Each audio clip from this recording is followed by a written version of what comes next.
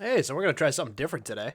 Doing a little bit of voiceover and figure I'll talk for a little bit. And when I eventually run out of shit to talk about, we'll just go back to music and you'll listen to music for the rest of this.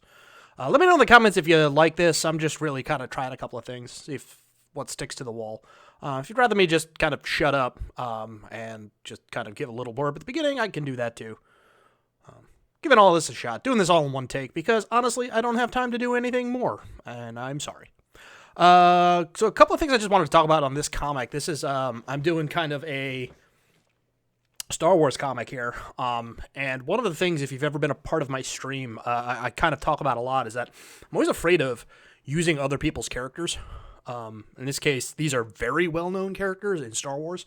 So what you're seeing, hopefully, I think throughout the entirety of this video, is I'm probably tracing a little bit more than I normally would. I mean, sometimes I'll just kind of get some figures out and draw kind of their poses to figure out where they should go.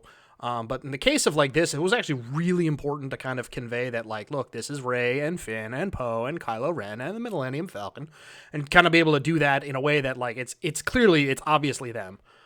So one of the ways I kind of do that is I just, where I can grok a couple of poses, a couple of aspects of who the character is, I'll just kind of literally bring that in. You can kind of see what I'm doing here. Some of it's posing, some of it is, like I had no idea what that table of the Millennium Falcon was, so I kind of use that. I normally don't like to use other people's characters, but because it's like super freaking stressful.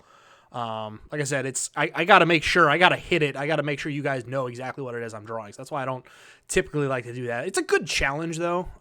That's why I don't never do it, but it's usually way more stressful than me just kind of doing my own thing.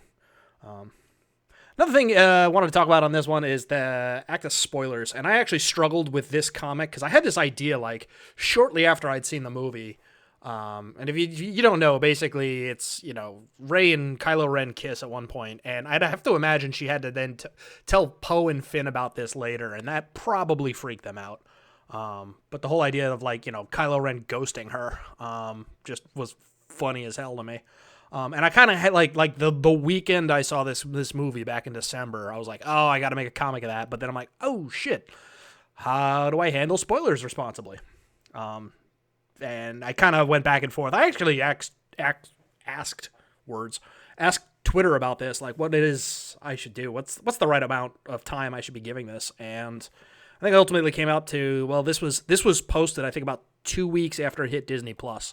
So that was probably the right amount of time for me to just kind of let it stew. And nobody, to that end, nobody really kind of complained about spoilers, which was good. I mean, that told me I kind of gave it the right amount of time. So for me, that's going to be kind of the metric I use going forward. So it's always another fear of mine is that if I'm doing something that may or may not be a spoiler for somebody, well, what's the right amount of time to give spoilers? And I think this was the right amount of time. So if you want to see me do this live, check out twitch.tv/alarminglybad. Link in the description below. Otherwise, I'll just see you guys around, and hopefully y'all be here for the next one. Thanks. Take it easy.